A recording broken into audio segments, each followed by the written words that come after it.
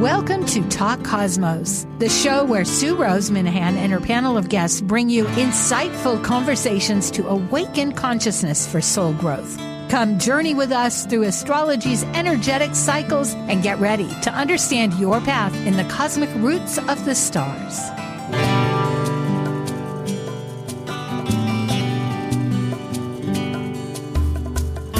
Hello to the journey of Talk Cosmos. Today is August 4th. We are now in Leo. The sun, the moon today happening, the new moon. Mercury behind the scenes going, we're going to kind of change gears and look forwards and backwards. We are in self-actualization. Not an easy feat. It's time to breathe deep, enjoy the nature, plow in and look at our positives, right? There are positives. Okay, we are ready now for archetypal symbols. Synthesizing the new moon consciousness through archetypal Sabian symbols, numerology, lunar mansions, tarot, and astrology, all together illuminating a new moon vision story. This is your Archetypal Symbols panel. I'm Sue Minahan, founder of Talk Cosmos since 2018. I'm an evolutionary astrologer, consultant, speaker, writer, vibrational astrology student, Dwarf Planet University graduate, Kepler Astrology Toastmasters Club charter member. I have a fine arts music degree plus a certificate in jazz. I'm an artist, musician, and certified color energy life coach. Especially, I love mythology and esoteric philosophies. I'm Elizabeth Liz Muschett, a professional astrologer, intuitive, numerologist, and tarot reader. I'm a certified sacred healing counselor, providing nurturing, in-depth consultations for individuals and couples. I'm an author, blogger, speaker, and international Reiki master and teacher. I create safe space in which to explore the deeper patterns of your life, to clarify your current circumstances and help you find your best path forward. And I'm Justin Crockett-Elsie, an archetypal Jyotish astrologer, yoga and meditation teacher, and author. I combine both Western ancient astrology and modern psychological astrology with Eastern Vedic astrology, and I specialize in predictive, electional, and karmic astrology for individuals and couples. I also do in-depth astrological research into arcane astrological concepts, focusing on the mystical, occult side of astrology. Eleanor Roosevelt once said, "Yesterday is history, tomorrow is a mystery, and today is a gift." And that's why it's called the present. Well, I'm unwrapping. Hello to both of you. Hi, Justin, and hi, Liz. Hi, it's good to be back. Yeah, Yep, it is. it's good to be back. It is. And that reminds me, self-actualization. It sounds so good. It sounds so easy. But being in the trenches, it's like, ooh, that's right. That's what we're doing. We're going forward. Things are looking good, right? So what are we? Here we are. Here's Elizabeth, Liz Muschett, and it's at alightpath.com, and Justin Crockett-Elsie, JustinCrockettElsie.com, and myself, Sue, at Talk Cosmos. And we have emails. You can contact any of us. We all do readings, and it is Archetypal Symbols panel. It's a new moon. It's all about its consciousness. We're renewing life choices. What do we intend? What do we want to do? It's at the second decan. It's 12 degrees and 34 minutes in Leo. And it's today. It was earlier. I happened to be up. It was 1 o'clock this morning. Hawaii time. Yes, Hawaii time. That's right. 7:13 if you were in the East Coast. And for you folks, you'd be up before the birds. No, probably not. I bet the birds come up at 4 o'clock in the morning. Yeah, in the West, where you are? 4:13. The sun's probably getting ready to rise, but I don't think it's had risen yet. But the birds are up. The birds probably. are up. Yeah, the birds, I hear them every morning. It's like, wake up, get up. Leo, fire. Loves joyfully. That's a good thing to remember. Heart-centered. And it's a star. It is the center of the solar system. So there are some negative things, which we'll mention, but we have to remember it does tend to, which I haven't put here, give roles. It delegates roles. You may not like how you're being delegated, but you might like delegating. So there you go. Any comments? No, you're doing good. Okay. And it's our legacy: creative, playful, romance, self-leadership. So the moon, I included this because it is the new moon, and the moon is in Leo, and there is a shadow side to that. It can be, with all that great leadership, a bit too egocentric and emotionally selfish, or that child is insecure, which we all, I shouldn't say all, bless the people that haven't, but many of us have some insecurities left over and that we manage and reform and use and create with. And some of us, well, showing off can be good, although it can be, well, take it as you might. And criticism, that is part of life. Virgo knows it. And it's a little tough, especially when the moon and the sun get together. It's like, ooh, you're hurt. And the tyrant. Boy, we seem to have a lot of those in the political field these days. Let's talk about numerology. It adds up to 3. Liz? Yes, so the number 3 is ruled by Jupiter, and 3 is about creativity, joy, communication, growth, and a cycle of life. And then Sue added the shadow being overindulgent. Yep. And then you want to go to the next one? Okay. Justin? No, we just Okay, good enough. Yeah. The moon is always 2, and it's polarity, balance. It has a good part. It's partnership. It's a feminine. It's yin. It's receptive in that case. The shadow is, of course, oversensitivity, fears, and sacrificing if it's others, with polarity and balance and patience, because it's 2, if sacrificing too much of the other. Liz, do you want to say more or on? Yeah, go to the next one, please. Okay, go ahead. So the sun, 1. Yeah, the number 1 is ruled by the sun. It's independent, confident, and leadership and beginnings. And the shadow is superiority or not a good listener.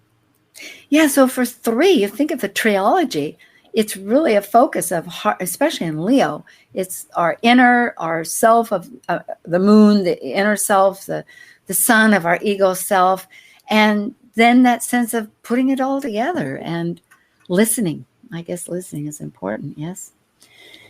Tarot is always in coordination with numerology and it's the mystic sciences. What can we say? It's the mystic arts. And the major arcana is the strength card. It has been sometimes said be justice, but this is strength. And it is with Leo. Liz, love to hear what you have to say. Well, it's like using your strength or regaining your strength and courage and taking control and moving forward. And then the shadow is, could be some weakness that you have, or you need to regain strength and acting with kindness and understanding. Yeah, it really does correspond beautifully with what Leo wants to do, to be magnanimous, that fortitude and confidence and taking control of life. It's like, yes, we want to use what we've got. The minor arcana applied to astrology, it has decans, and decans are like divided 30 degrees into 10. So the first 10, the second 10, the third 10. So and this is a little chart to indicate it. The 5 of wands represent fire, these enhance your Leo. So if you have a planet in these degrees that happen to be from Leo, beginning Leo to almost 10 degrees, it's going to be in the first decan, and the dates are, and Saturn is in Leo. So it's a 5 of wands. Liz? Right, and it corresponds to the first 10 days that the sun is in the sign of Leo. And the Lord of Strife, would that be like you want to work so that challenges and hard work, it is contentious, but it doesn't mean that you're going to have strife. It just means that you have to really work harder for that. Well, it could be all the bosses in the company want to go forward with their idea, and they have to come to some kind of compromise. So they're all wanting to get their idea put into the pot. So, and they have to prioritize which one goes first or eliminate some of those. Well, our sun and moon is in the second decan. So it's a 6 of Wands in Leo, and it's a Lord of victory, achievement, success. Boy, that goes right along with some of the numerology too. Yeah? Yeah. Justin, did you want to comment on this one? No, I think you got it covered. Okay. And the last is from 20 degrees to the very end of it, 29:59 Leo. Liz, go ahead. The 7 of Wands is Mars in Leo. It's the Lord of Valor. So if we looked back at the 5 of Wands and they're, trying to decide whose idea gets moved forward, here it's like the idea has been chosen and now the people are behind to make that come into being. I like that. I have my Ceres at 26 degrees. And Ceres is, help is always kind. Thank you. The court card. So we have the King of Wands for the court card. And the kings are usually, they rule and they've, matured and grown, and their kings are visionary and they're leaders and creativity. Yeah, and the King of Wands, if I'm correct, is you say visionary? Mm-hmm. Did I hear that? Yes. Okay. And then the deck that we use today is the Morgan Greer deck, because we forgot to put that on there, but just so that people know. So in other words, if you're pulling the King of Wands, you know that it is representative of Leo. Is that right? Because it doesn't have any degrees. Right. I mean, because besides it's fire, but it's Leo, not necessarily Aries or Sagittarius. No, but some people could use it as the other fire signs, but I like to look at it as Leo. But there are differences for different people's tradition in astrology. In tarot. Yes. Well, that may go around, I suppose. Justin, if you want to talk about the Jyotish lunar mansions for the chakras. Yeah, so in Jyotish, we look at what the zodiac sign that the moon is going through, and there's particular myths surrounding each of the fixed stars in the constellation. And this is what we call the padas. They're into sections. And in this particular one, if we go to the next slide, this particular moon is in the nakshatra or lunar mansion of Ashleisha. And this particular nakshatra or lunar mansion is ruled by the deities, the Serpas or the Nagas. And these were the deified serpents and deities of wisdom. And so that's why we have the symbol as the coiled serpent or the wheel. And you know how a lot of times snakes, we see them approach something and they got their tongue out and they're kind of hesitant as they approach something. Well, the basis is below with this is the approach. Do we take things? And the basis below is agitation. So this speaks to how we, as we move forward in our lives and we take our approach to our goals, which is what this is related to, is how we approach that. The theme for this nakshatra is industrious, and Ashleisha is if a person's born with particular plants in Ashleisha, they'll definitely have goals, but it's a type of person who they know what relationships they need in order to get to those goals. But once they're done, they may move on from that relationship because it's very sometimes considered transactional in relationship. But it has this energy of dealing with emotional exchange with relationships as we move towards goals. And they're really focused on higher spiritual material goals. So this goes in alignment with this new moon, this Leo new moon, which can be very goal-orientated and industrious. And the ruling planet is Mercury of this nakshatra. So it's also very mental oriented. I find these so illuminating. I tie together, I'm thinking to myself in the transformation that we're all enduring and experiencing at the same time, this idea of rebirth that the serpent represents. And the entire idea lately, I've been discovering the approach is vital. I mean, if we're going to, it can be the secret between our success and not the success of interactions. Let's just say the nodes are in relationships right now.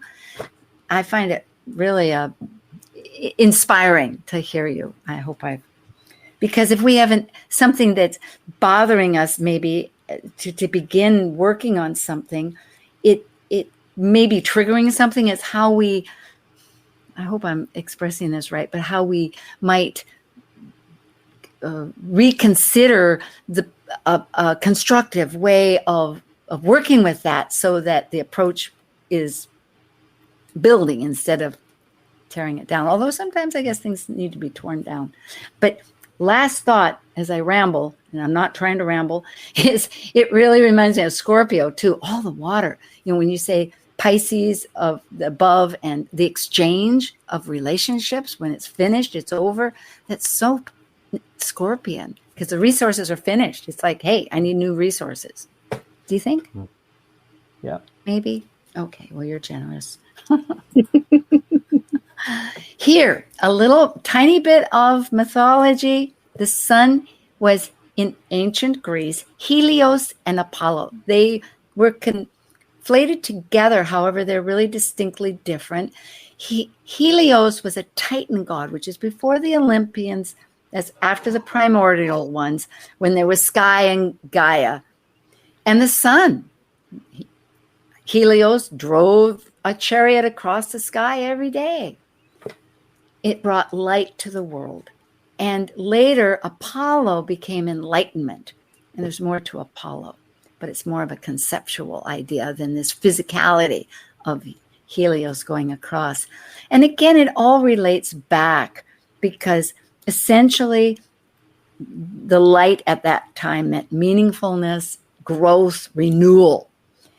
And again, it brings back the idea of the court card, the king of wands, and the strength card of 8 with its leadership and confidence. The sun is where you see everything. It's not night, where it's more non-linear, as Jason Hawley would say, but everything is visible. And this nakshatra is exciting to think that it is how we find our goals. Perhaps we get visibility. We can perhaps see more of it. I'm just expanding on that a little bit, but there you go. Tie it all together and get to your intentions. The constellation is Leo, and this is from Earth Sky. Regulus is a royal star, one of the 4 royal stars. All the fixed ones are. And it's the heart of the lion.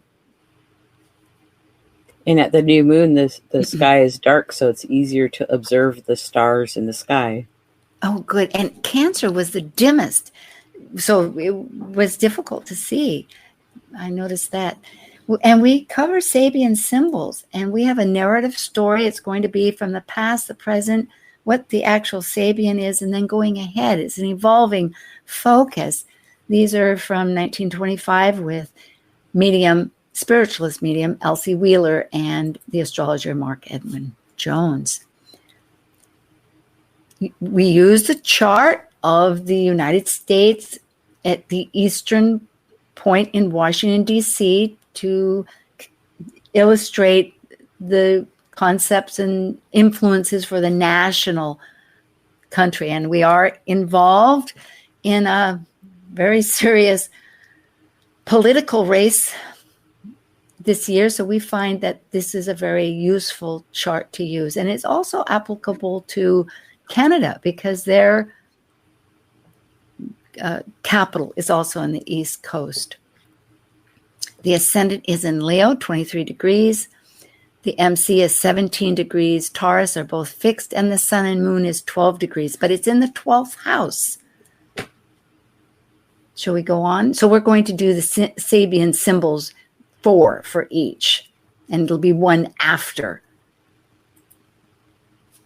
we'll begin with the ascendant, 23 degrees Leo. This is Eastern time. And at 22, where we're coming from is a carrier pigeon. Now, those are extinct now, but it's fulfilling a mission. And that means that spirituality through the air is, in a way, perhaps servicing. It's applying to service to mankind. And it's an idealistic idea of the world server, which is interesting because we know, politically speaking, a lot happened this week with the Democratic Party and President Biden releasing the people from Russia, working with 24 nations. Maybe we'll tie that in later, not to take up time. Go ahead, Liz. Roll on.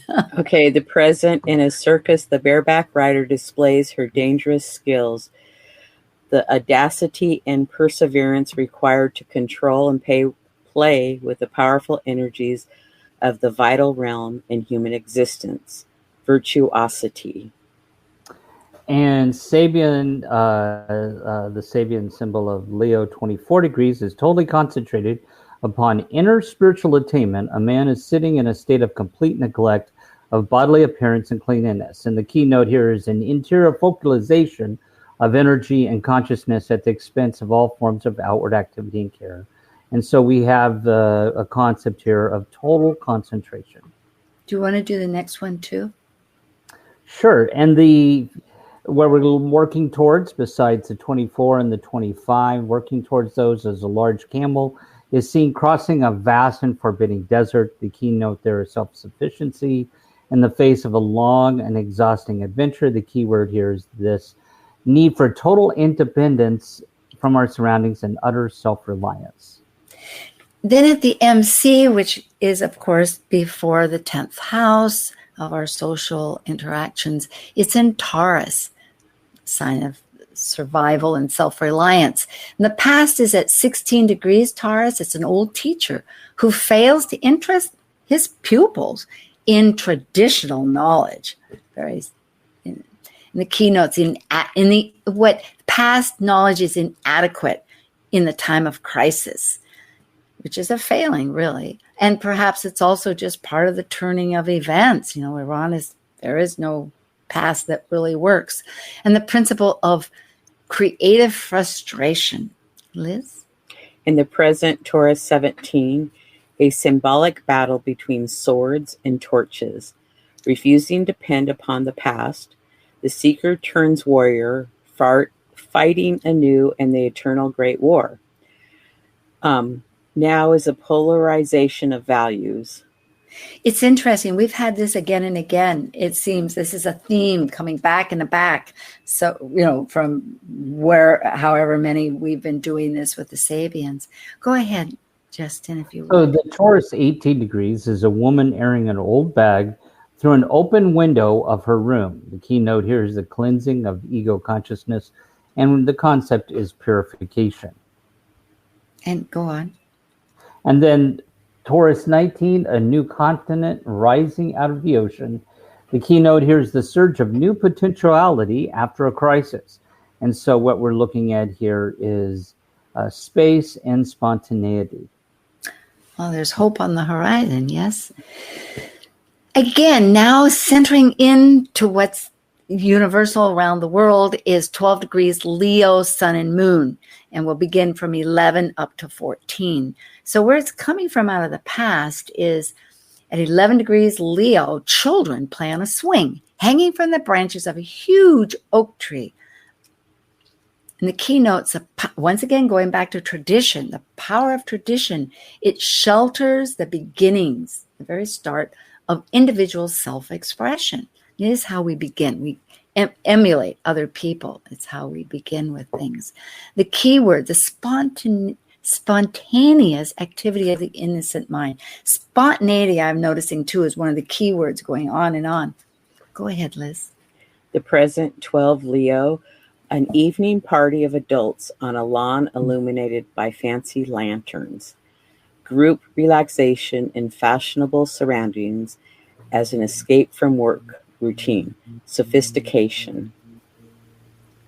And then Leo 13 degrees is an old sea captain rocking himself on the porch of his old cottage. And the keynote here is the quiet mind's recollections of crises and joys long ago past. And so quiet recollection is the theme. And then what the 14 degrees Leo, human soul seeking opportunities for outward manifestation. Keynote here is the yearning for self-actualization, which is what we've talked about on the show today. And so the concept here is letting the soul speak out, allow the power of the true tone of our being to manifest itself smoothly, easily, unobstructed, or expect a variety of consciousness. Let the soul manifest. Yeah, consequences. It is really interesting as we must listen to everybody else speak their yearning for self-actualization, that I guess that's just the process we're in, isn't it? It's very strong. Here we are going to review. That's a lot of information. I know we're in Gemini theme. Mercury's retrograde. Jupiter is in it's in Gemini. However, we'll tie the story together. For the ascendant, and I think either one of you, Justin, do you want to do this or whoops? Oh, well, I'll just kind of look at it in total here. I mean, you know, we look at the ascendant as how we're moving forward at this particular point in time. So I think it's reminding us to move forward as helping others, the world server. It's very Virgo-like energy, and really kind of relying on ourselves and being very focused in using our virtuosity or our skill. And then, of course, what we're really trying to get to is tapping into our creativity, and what we've done in the past necessarily won't work for the future. And it's always good to let go of things, purify, and also be spontaneous or brainstorming with our minds. And then, of course, the sun and the moon is reminding us about that spontaneity of the innocent mind, and being brainstorming and having that quiet recollection brings new ideas, but all of it's working towards us wanting to manifest our goals and self-actualize. Thank you so much. And a big, big apology to folks. I just noticed we're not in Cancer. I should have shifted those to be Leo, right? It's 11 to 14 degrees Leo. So that should be 11, 12, 13, and 14. I don't know. Won't be able to change it but I can make a note when we, okie doke. We are going to say, take a break for a little moment. Come right back and you'll meet back again with Liz and Justin and Sue. Thank you. Remember, it's a new moon. It's happening.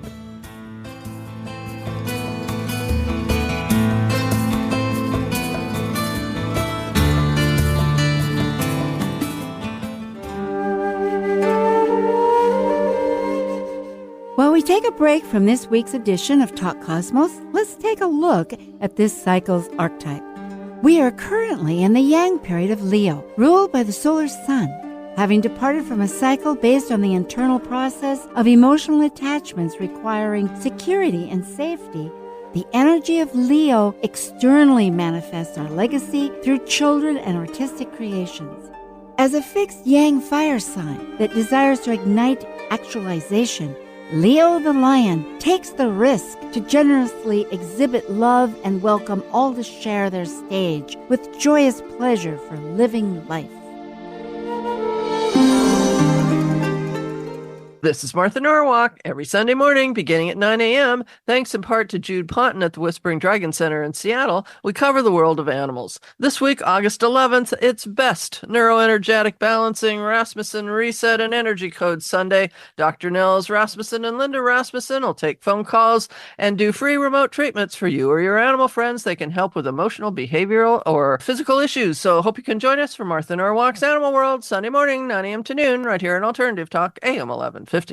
Talk Cosmos brings insightful conversations to awaken consciousness for the soul growth with hour-long programs every Sunday at 1 p.m. Pacific on KKNW. Talk Cosmos weekly programs are also available to watch live on the Talk Cosmos YouTube channel and Facebook page. While you're there, make sure you click the like and subscribe buttons so you get the full Talk Cosmos experience. Or if you'd rather listen to the show archives with audio only, the entire podcast collection since 2018 is available on most podcast carriers. And to find out about upcoming programs, sign up for the newsletter at talkcosmos.com. So grab your coffee, tea, or kombucha and enjoy the show. Make it a great day. Keep your dial on Alternative Talk 1150. Well, we're back again. Yes, August 4th.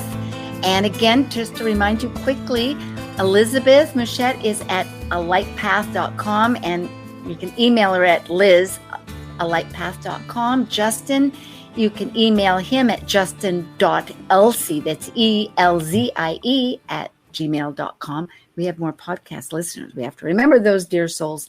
And myself, just email info@talkcosmos.com. Liz, what's happening with you these days? Lots, I know.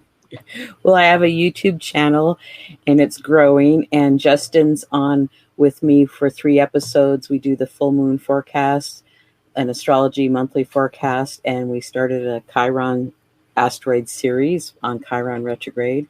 And then I have the astrology Star Sisters talk over tea, and Sue's on my show, and we're concentrating on the dwarf planets for a while.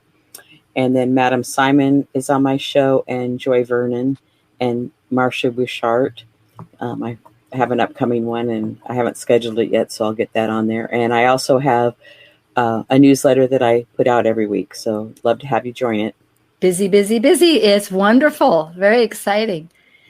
I was going to note one thing. She's actually got a show coming up. If people like the conversation about the astrology and the tarot, that you're going to cover the Leo decans with Joy. Yes. So I just wanted to point that out. It does. We augment. That is the beautiful part about all of these, because also the dwarf planet Ceres and moon, it's very prominent in this chart. It is all month. And so that's going to be exciting. And I know also with, and I'll make a plug when it comes to my time. Here, Justin, and you have. Yeah, I've got some things on Instagram, and I'm also doing of course, the stuff with Sue. I'm also doing a show with Michael Bartlett, who's an astrologer from New Mexico, and we do the relationship guide. So tune into our YouTube channel. Yes, most exciting to find out your dynamic. All these are wonderful. I am with Liz. You can find me also on my Talk Cosmos channel if you go under videos featuring Sue. And there's been 6 of them. There will be. It's exciting. Justin is with me in this new panel that we're starting. And it was inspired when the USA Chiron return happened on April 21st, the same day that we had Jupiter and Uranus conjunct. And from that, we did the Republican convention. And in 2 weeks, we're doing, maybe it's 2 weeks, I think, the Democrat convention. It's going to be smack dab. It's going to be great. So tune in for that. And also, Kaleidoscope. Yes. Especially if a person likes mundane astrology, that's kind of what we'll be talking about. And that's the focus of that as well. So I'm really excited to be on that with you, Sue. Yes, it is. I know. I enjoy it too. And we talked about the candidates and their charts in the United States, and it's really an interrogative approach of how to understand our things. I will also mention that Kaleidoscope Visions is no longer doing transit readings, and we're doing what it really supports this program. We're doing the 4 lunar phases. So we start with sometimes the 3rd quarter from the last one, and we do briefly the new moon, and then we go into the other phases. And this show really centers on the new moon, which is wonderful because that's where we have the real seed growth. The lunar phases are telling how is that story evolving and whatnot. So tune into both of these. We're changing. I'm sure you're changing out there, and we intend to get together. Here we are. The time zones. In London, it will be at almost midnight, it'll be right after noon. It'll be 12 o'clock noon, 13 minutes after it. And in down under the equator, it's going to be tomorrow. It was at 7:13 a.m. in the West Coast. Briefly, and thank you, Liz. I put in that declination thermometer. I just love it. That's from Solar Fire. It's so cool. It shows what's out of bounds. And of course, Ceres is out of bounds. And it has been for quite a while, and it will be all until January. And more than out of bounds, it's T-squaring. It's an action-oriented energy focus between our past and our future. And that's a collective dharma, karma energy of Rahu and Ketu, right? Rahu and Ketu, if you Rahu and Ketu, yeah. Or north and south. No. The tail and the head of the dragon. So it's like purging and becoming, self-actualization. It's really strong. So that's going to be, because it is about nurturing and grief, generally. Mercury, on the other hand, another ongoing event, is retrograde 1 to 3 times this year, and it's in a Virgo. It's going to go back into Leo, and it's starting, the shadow will be, I forgot to say, maybe you remember, it's until September 12th. Right, and I can't remember when it started. Well, at any rate, it was back a little while ago. But we will be through this until the 27th of August. So we are busy looking forwards and backwards, revising, rethinking. It does give us an opportunity to understand more, but it takes more time too. It's not always easy to change that instinct to just want to initiate because fire likes to move. Virgo, it's not too bad. Virgo's accustomed to wanting to analyze things. Any thoughts? No, I think you covered it well. Yeah. Also today, Venus ingresses into Virgo. She's changing sign. So it's like a busy day today with the new moon, Mercury stationing retrograde, and Venus going into a new sign. It is. And also with Mercury, I'm remembering she is ruling Gemini. And we will see how important Jupiter in Gemini is in our charts. So we have hard and soft aspects, you could say. And just to help a little bit with the lingo, hard is actually just action. That's all it wants. It's just that you might be bumping into other people. You're going through a crowd and you're not minding your steps per se. But squares are 90 degrees and sesquiquadrate is a square and a half. And this is a little more tension because you got more you're dealing with. And the soft or flowing or connecting trines, it moves. It can be too much. It doesn't know when to stop, but on a better note, it can at least make things smooth. And 6 houses, that connection. That's really a strong energy, and some people like it the best. Philosophy, Abraham Maslow, an American psychologist, said it's easier to act into a new way of thinking than to think yourself into act. Now, they're both important, but that's something to consider. Steps of action are important, so if you come with these squares, it's a dynamic. This is just an overview of the chart. We will come back to it. It shows that there's a lot of interaction. There's squares, there's trines, there's things. So you need to fix your microphone or something. It's not working right. So this is a chart depicting all the aspects that are to the sun and moon. And then do you want to try and go to the next one or speak? Can you hear me? Yeah, better. Thank you. Okay. Generally, I was curious. What is the new moon doing? Not much.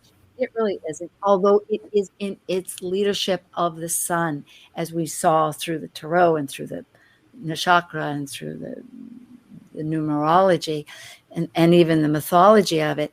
And so it's working in a team. It has a delegated team, you might say, with all these other aspects coming up, because generally it's just, even the square is a local. It's for the United States to the MC, but there's no action really involved.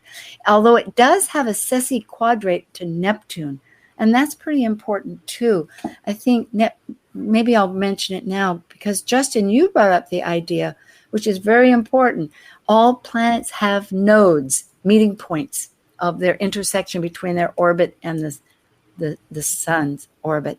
And Neptune's north node is at 12 degrees Leo, meaning the sun and the moon are smack dab right on top of its north node, meaning they're intrinsically very involved, if I could say that word.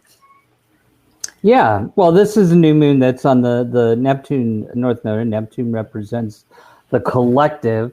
So this is very important. This means that this new moon is very tied into what we're all doing, subconsciously at this particular point in time. And this is a really great time to launch new creative projects with this new moon on the Neptune's north node. So great. I'm inspired. Thank you.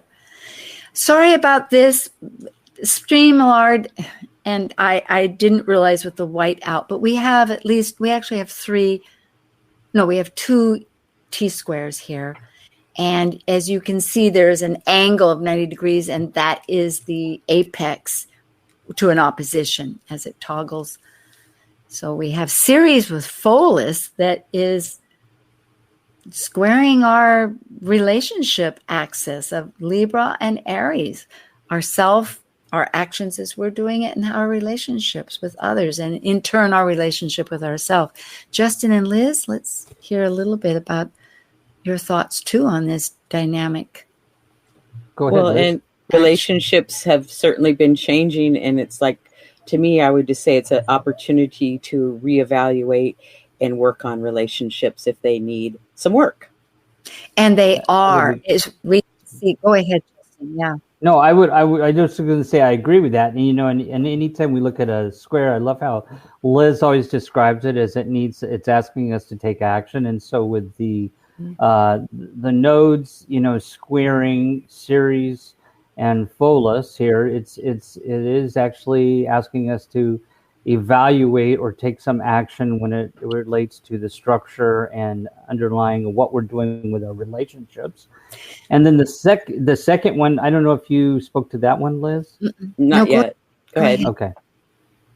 Well, no, I find it interesting that it's this Pallas opposition to Sedna and Uranus, which is, again, looking at the patterns. Pallas is about patterns in change, and the fact that it is squaring Mercury and Venus there.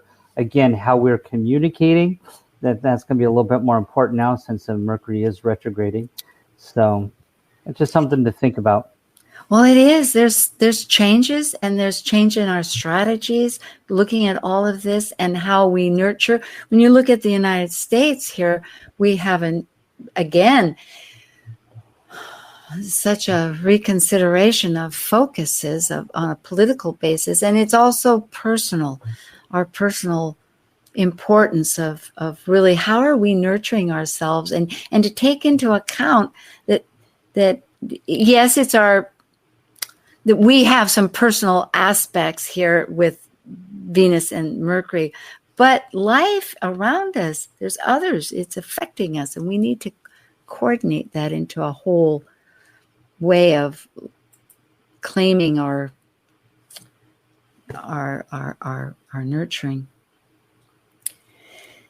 There are many, many flowing energies here. There's trines, many trines. A mini trine is when there's a trine and it's connected with 2 sextiles. That's pretty strong, actually. There's a grand trine, and that happens to be in, it's mixed signs here.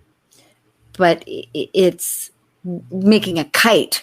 So the trine is flowing, but the kite that's the energy point, and that's not always so easy. There's a lot dynamics here. We could go on forever about it. Yeah, and the planets that make that up are Uranus trine Pluto and Pluto trine Juno, and then the kite goes to Neptune. Yeah, so perhaps we want to explore that, or Justin, go ahead. And I was going to say, if people are thinking about conceptually, it's always really important to pay attention to any aspects between Uranus and Pluto. It's something that Richard Tarnas has talked about. And generally, when we see Uranus and Pluto in any aspect, it is bringing major changes in the collective. It's more indicative of larger changes, and I think we sort of see that right now in politics around the world. There's been a big shift. But, one of the things I like about this, and I was curious what you two think, is I love this sextile between the Leo Sun and New Moon and with the conjunction with Jupiter and Mars and Gemini. Yes. I think this is like, if you wanted a perfect, a really good aspect for creativity and communications and writing and public speaking and producing something or a movie, this is a really positive aspect, I think. Excellent. And I would add to that, it's like, make your 5, 10, 15-year plan and write it all down, and you don't have to accomplish it in one day, but this new moon is an amazing time to do that, to manifest your desires. And don't think about the how, just what you want to manifest or bring in. Excellent. And I'm remembering that Uranus is conjunct Algol, which was brought up in other talks among many people. And Algol is a very strong energy that, on one hand, only wants us to not be so self-imposed that we get frozen looking at ourselves, but rather unafraid to see the pain in life, because that really, I think, humbles us to realize that as we're not inflating, but as we're actualizing, that other people have dynamics that are valuable, and to put them together. Point of Thales, it keeps coming up. It's a strategy aspect, and you look at what, and pardon all this, I borrowed it from another show, but it does show a little bit better the 3 trines, mini trines, you could say, but it has an opposition. So it's with the nodes, and again, it's with the sun and moon. So the sun and moon is really constructing, and with that, thank you for bringing up the sextile to Jupiter, Mars. We have a lot of help if we go within, I think, and not get too dropping away from that.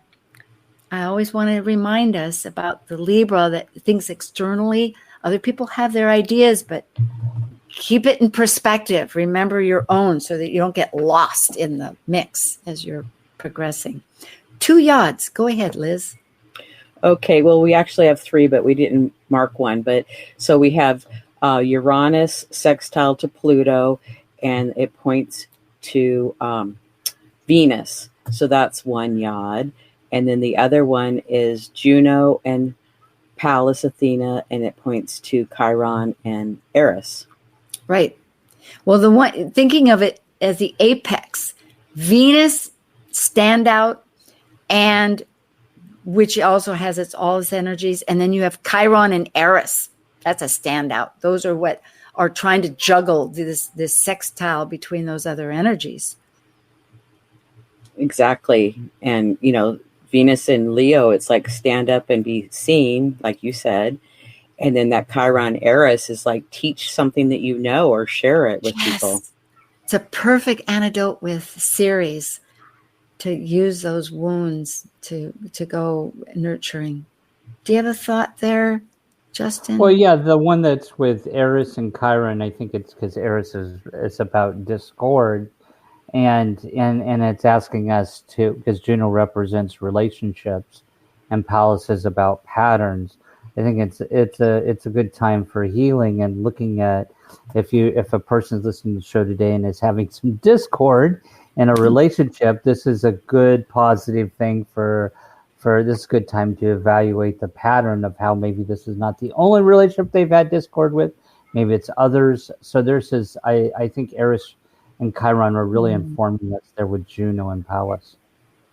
I like that. And also to remember to release. I mean, Eris wants to be inclusive. So to toss out what isn't working too.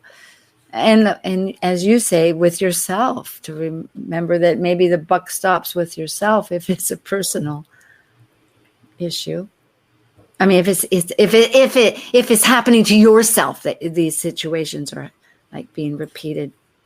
I hope I didn't put my foot in my mouth there. Okay, we have Thor's hammer. That is a focal point planet with it's astrological here. It's a major hammer. Thor was in Norway, in the Scandinavian countries, and he made a lot of purpose with that hammer. That's his best result.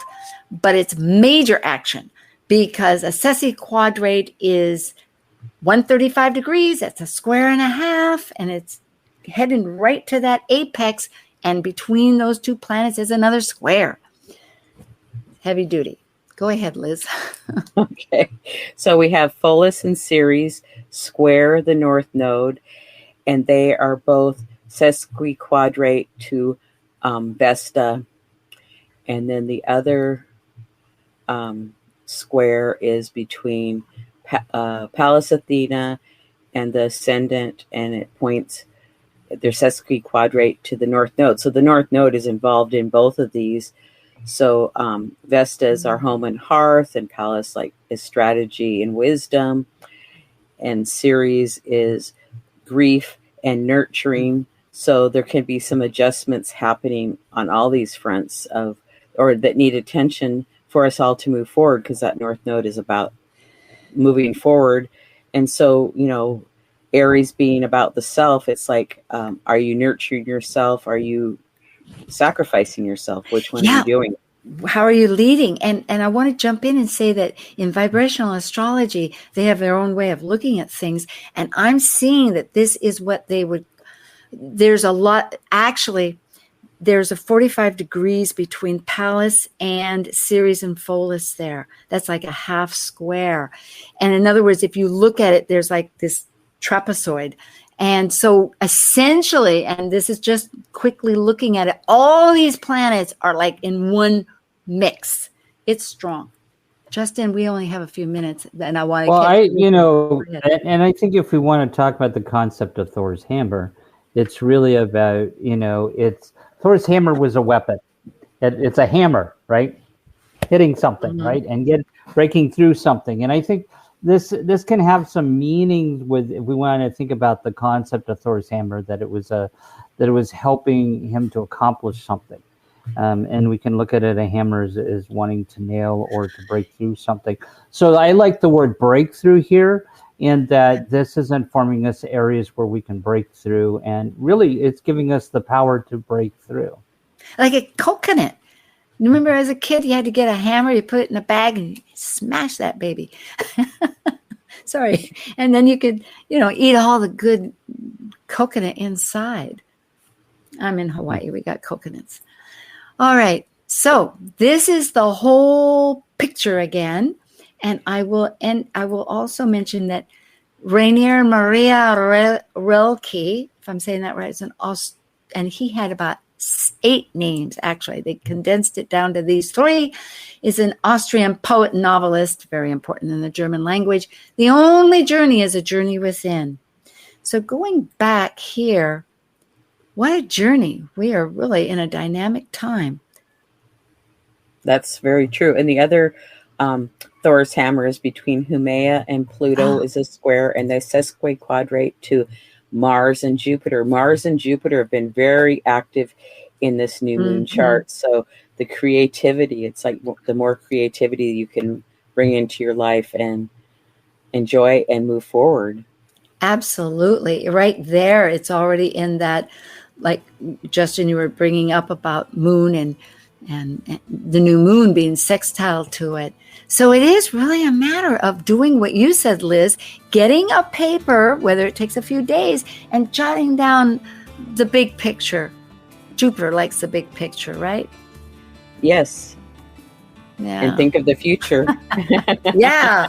The present leads on, yes, as we self-actualize, tying it together. And absolutely. Yeah. Well, goody. We have a few moments to look at each other and say hello with our greenery in the back. Yeah, until next time, next month, we'll see you back. Yeah, and that's going to be September with... Happy Leo new moon. Virgo. Yes. Yeah, let's stick with Leo right now. That's right. This is a Leo new moon. Happy Leo new moon. Absolutely. Thank you.